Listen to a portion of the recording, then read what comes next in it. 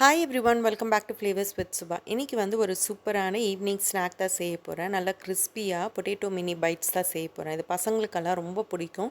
ரொம்ப ஈஸியான ரெசிபி, டேஸ்ட்டும் சூப்பராக இருக்கும். ஸோ இப்போ வாங்க இதை எப்படி பண்ணுறதுன்னு பார்க்கலாம். இப்போ ஃபஸ்ட்டு வந்து இந்த பொட்டேட்டோ பைட்ஸ் பண்ணுறதுக்கு நான் இங்கே ஒரு 4-5 உருளைக்கிழங்க குக்கரில் வேக வச்சு அது மேலே இருக்கிற தோலெல்லாம் சீவிட்டு இதை வந்து ஒரு 2 மணி நேரத்துக்கு ஃப்ரிட்ஜில் வச்சுருந்தேன்.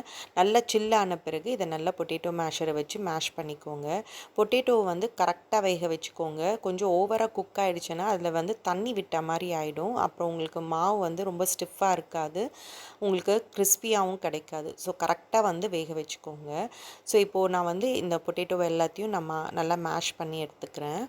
இப்போ மசித்த உருளைக்கிழங்குல மற்றதெல்லாம் சேர்த்துக்கலாம். இப்போ முதல்ல நான் கொஞ்சமாக கார்ன்ஃப்ளவர் சேர்த்துக்கிறேன். அது கூடவே வந்து கொஞ்சமாக அரிசி மாவு, ரைஸ் ஃப்ளார் கொஞ்சம் சேர்த்துக்கோங்க. இது கூட வந்து கொஞ்சமாக பிரெட் கிரம்ஸ் சேர்த்துக்கிறேன். பிரெட் கிரம்ஸ் இல்லைன்னா நீங்கள் ஒரு 4-5 ப்ரெட்டை வந்து நல்லா சின்ன சின்னதாக கட் பண்ணி இதில் சேர்த்துக்கோங்க. இது கூடவே வந்து கொஞ்சமாக பீட்சா சீசனிங், அது இல்லைன்னா ஏதாவது ஹர்ப்ஸ் இருந்தால் நீங்கள் இதில் சேர்த்துக்கோங்க.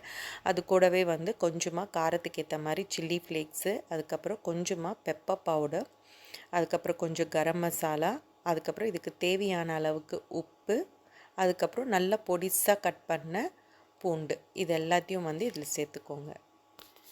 இப்போ எல்லாத்தையும் சேர்த்துட்டு இப்போ இது எல்லாத்தையும் நல்லா மிக்ஸ் பண்ணிக்கோங்க. நல்லா மிக்ஸ் பண்ணிவிட்டு இப்போ நம்ம சப்பாத்தி மாவு பிசைஞ்சால் எப்படி எல்லாம் ஒன்றா சேர்ந்து வருமோ அந்த மாதிரி இது வந்து நல்லா டைட்டாக ஒன்றா சேர்ந்து வரணும். ஒருவேளை உங்களுக்கு வந்து ரொம்ப கொலன்னு இருக்குது, கொஞ்சம் தண்ணி விட்ட மாதிரி இருக்குதுன்னா அப்போ வந்து நீங்கள் இதில் வந்து கொஞ்சமாக கார்ன்ஃப்ளாரோ இல்லை ரைஸ் ஃப்ளார் இல்லை பிரெட் க்ரம்ஸ் இதில் ஏதாவது கொஞ்சம் வந்து சேர்த்து மறுபடியும் நல்லா டைட்டாக வர மாதிரி நல்லா மிக்ஸ் பண்ணி எடுத்துக்கோங்க. ஸோ இப்போ என்னோடது வந்து கொஞ்சம் கரெக்டாக இருக்குது. இதுக்காக தான் உருளைக்கிழங்கு வந்து நம்ம கரெக்டாக வேக வச்சோன்னா நம்மளுக்கு வந்து இது கரெக்டாக இருக்கும். இப்போ இதுலேயே வந்து கொஞ்சமாக எண்ணெய் சேர்த்துட்டு எல்லாத்தையும் நல்லா மிக்ஸ் பண்ணிக்கோங்க.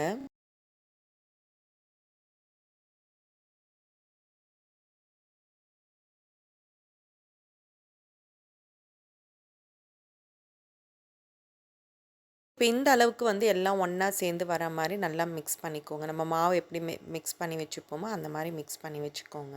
இப்போ இதில் இருந்து கொஞ்சம் கொஞ்சமாக மாவு எடுத்து நல்லா ரோல் பண்ணிக்கோங்க. இப்போ இந்த மினி பைட்ஸ் வந்து உங்கள் இஷ்டம் தான், உங்களுக்கு எந்த ஷேப்பில் வேணுமோ அந்த ஷேப்பில் நீங்கள் செஞ்சுக்கலாம். நான் வந்து இந்த மாதிரி ரோல் பண்ணிவிட்டு அதுக்கப்புறம் கட் பண்ண போகிறேன். சின்ன சின்னதாக கட் பண்ண போகிறேன். சைஸும் வந்து உங்களுக்கு எப்படி வேணுமோ அதுக்கேற்ற மாதிரி நீங்கள் கட் பண்ணிக்கோங்க.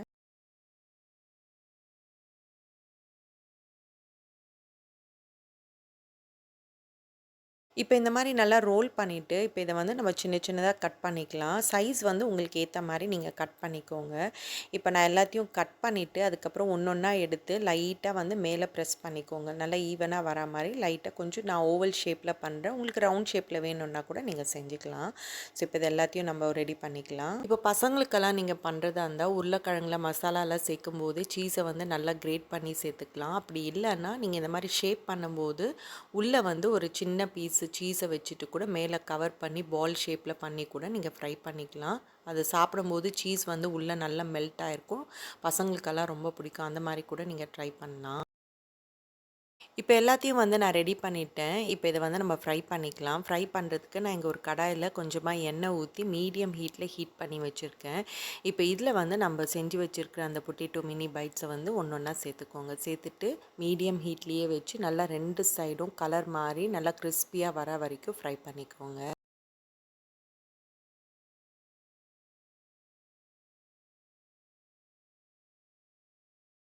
ஸோ இந்த அளவுக்கு வந்து நல்லா கோல்டன் ப்ரௌன் கலரில் நல்லா கிறிஸ்பியாக வர வரைக்கும் ஃப்ரை பண்ணிக்கோங்க. ஸோ இதே மாதிரி மற்றது எல்லாத்தையும் நம்ம ரெடி பண்ணிக்கலாம். ஸோ அவ்வளோதான், நம்மளுடைய சூப்பரான ஒரு ஈவினிங் ஸ்நாக் வந்து ரெடி ஆகிடுச்சு. நல்லா கிறிஸ்பியாக இந்த மாதிரி ரெய்னி சீசனில் நல்லா சுட சுட ஒரு டீயோட ஈவினிங் ஸ்நாக்காக நீங்கள் சாப்பிட்டிங்கன்னா சூப்பராக இருக்கும். பசங்களுக்கு பண்ணுறதா இருந்தால் உள்ளே வந்து நீங்கள் சீஸ் வச்சு கொடுத்தீங்கன்னா இன்னும் செம்ம டேஸ்டியாக இருக்கும்.